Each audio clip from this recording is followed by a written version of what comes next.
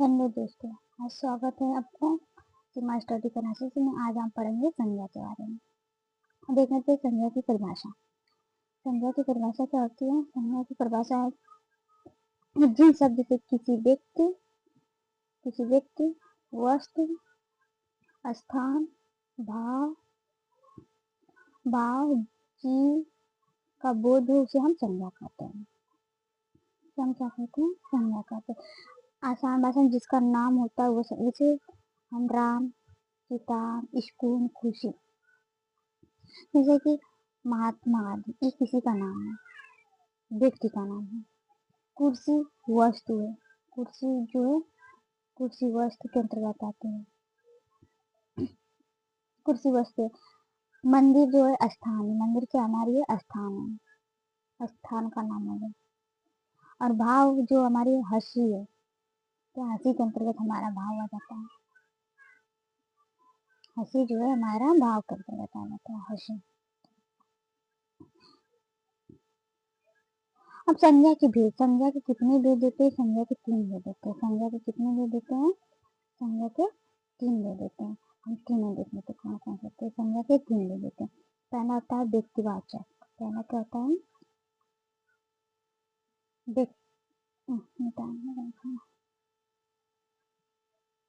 पहला क्या होता है? व्यक्तिवाचक। व्यक्तिवाचक। दूसरा जो होता है जातिवाचक, जातिवाचक संज्ञा। और तीसरा जो होता है हमारा भाववाचक संज्ञा। क्या होता है? भाववाचक संज्ञा। वाचक संज्ञा 3 टाइप के होते हैं। अब देख लेते हैं। हम पहला क्या पढ़ेंगे? व्यक्तिवाचक संज्ञा। जो व्यक्तिवाचक संज्ञा है, व्यक्तिवाचक संज्ञा की परिभाषा हम देखते हैं। किसी विशेष व्यक्ति की बात की जाती है। व्यक्तिवाचक संज्ञा में किसी विशेष व्यक्ति की बात की जाती है। वस्तु अथवा स्थान के नाम का बोध कराने वाले शब्द को हम व्यक्तिवाचक संज्ञा कहते हैं। यहाँ व्यक्ति जैसे कि हमने कृष्ण, राम, रामायण, गीता, जयपुर, मुंबई, राम, सीता, दुनिया, ये क्या होता है? विशेष विशेष व्यक्ति है, विशेष वस्तु, विशेष स्थान के नाम का हम बोध कराते हैं। जो अब हम दूसरा क्या पढ़ लेते हैं, जो हम बोलने सुनते हैं। जातिवाचक संज्ञा। जातिवाचक संज्ञा दूसरा हमारा जातिवाचक संज्ञा किसी व्यक्ति, वस्तु, प्राणी अथवा स्थान की संपूर्ण जाति का बोध होता है। संपूर्ण पूरी जाति का बोध कराने वाले शब्द को हम जातिवाचक संज्ञा कहते हैं। का हो?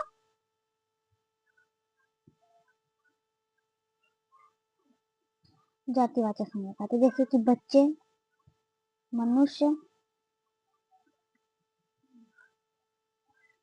बच्चे, मनुष्य, किताब,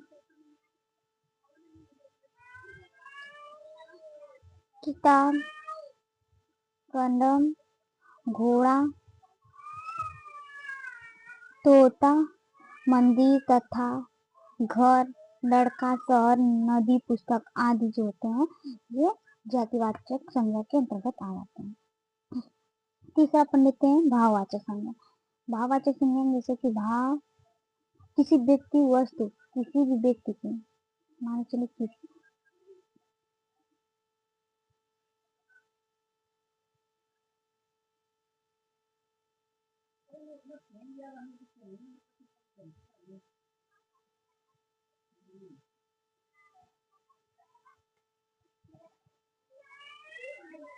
भाववाचक संज्ञा किसी व्यक्ति, वस्तु, प्राणी अथवा स्थान के गुण, दोष, भाव या अवस्था आदि का बोध कराने वाले शब्द को हम भाववाचक संज्ञा कहते हैं। जैसे कि ईमानदारी, वीरता, लोभ, आलस, हंसी, क्रोध, बुढ़ापा तथा थकाव, बचपन, सुख, दुख आदि को हम कहते हैं भाववाचक संज्ञा के अंतर्गत व्यक्त करते हैं। उसके बाद आता है द्रव्यवाचक संज्ञा।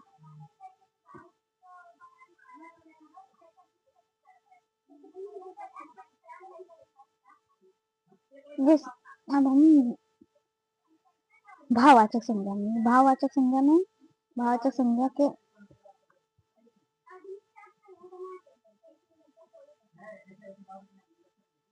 भाववाचक जो संज्ञा है, भाववाचक संज्ञा के दो भेद होते हैं। कितने होते हैं? दो भेद होते हैं। पहला भेद जो होता है, पहला तो द्रव्यवाचक, द्रव्यवाचक संज्ञा, समूहवाचक संज्ञा। क्या होता है? समूहवाचक संज्ञा। समूहवाचक जिसको हम समुदायवाचक भी संज्ञा कहते हैं। दो टाइप को होगा, तो हमको पहला इसमें पढ़ना है द्रव्यवाचक संज्ञा। द्रव्यवाचक संज्ञा जैसे का इस्तेमाल, जैसे जिस द्रव पदार्थ तथा धातु का बोध कराने वाले शब्द को हम द्रव्यवाचक, जैसे कि हम किसी द्रव पदार्थ, पानी वगैरह की बात करने गए, तेल की, जो हम लीटर में पदार्थ हो, हो गया, पत्थर, धातु में सोना चांदी लोहा, ये धातु के अंतर्गत आते हैं। तो ये सब हम पदार्थ द्रव्यवाचक में पढ़ते हैं। जैसे पानी, दूध, सोना, हम बताए नहीं, लोहा, सोना, तांबा, टिन, मिट्टी आदि पत्थर, ये सब द्रव्यवाचक संज्ञा के अंतर्गत आते हैं। फिर उसके बाद आ जाता है समूहवाचक संज्ञा। समूहवाचक संज्ञा या समुदायवाचक संज्ञा किसी व्यक्ति वस्तु अथवा प्राणी समूह का बोध कराते हैं। इसे समुदायवाचक संज्ञा। जैसे हम यहाँ पर परिवार लेते हैं, परिवार में कई कक्षा में कई बच्चे बैठे, सेना में सेना होती है, सेना हो गया, भीड़ हो गया, झुंड हो गया, गुच्छा हो गया, और गुच्छा हो गया। ये सब हमारे किसके अंतर्गत आते हैं? समूहवाचक या समुदायवाचक के अंतर्गत आते हैं। उसके बाद एक भेद, पहचान और उदाहरण देख लेते हैं। क्या देखते हैं? भेद, पहचान और उदाहरण। व्यक्तिवाचक संज्ञा होती है, उसमें विशेष की बात की जाती है। जैसे राम, भारत, रमार, किसान, गीता, जयपुर, मुंबई, ये किसी विशेष के नाम होते हैं।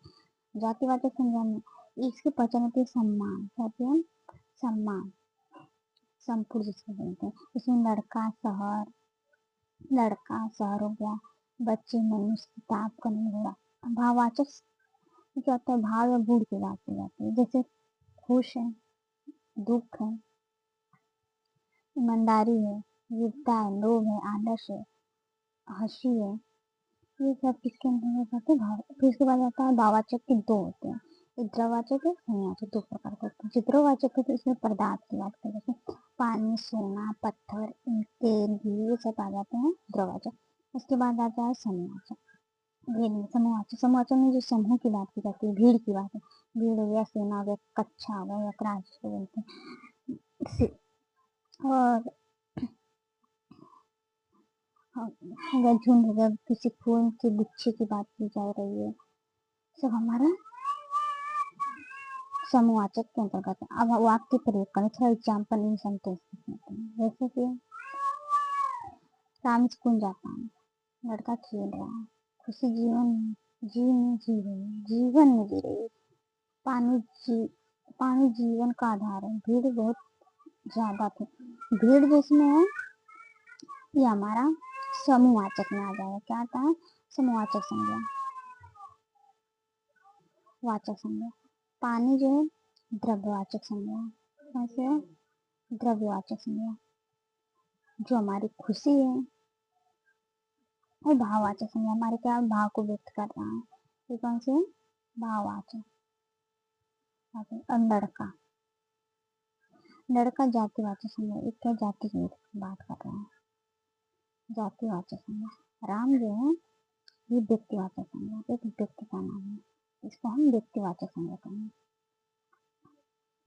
आज की क्लास में क्लास अच्छी लगी तो शेयर करिए, लाइक करिए और सब्सक्राइब करिए। अब नेक्स्ट वीडियो में हम मिलेंगे आपको लिंग को लेकर। नेक्स्ट क्लास हमारा लिंग को मिलेंगे।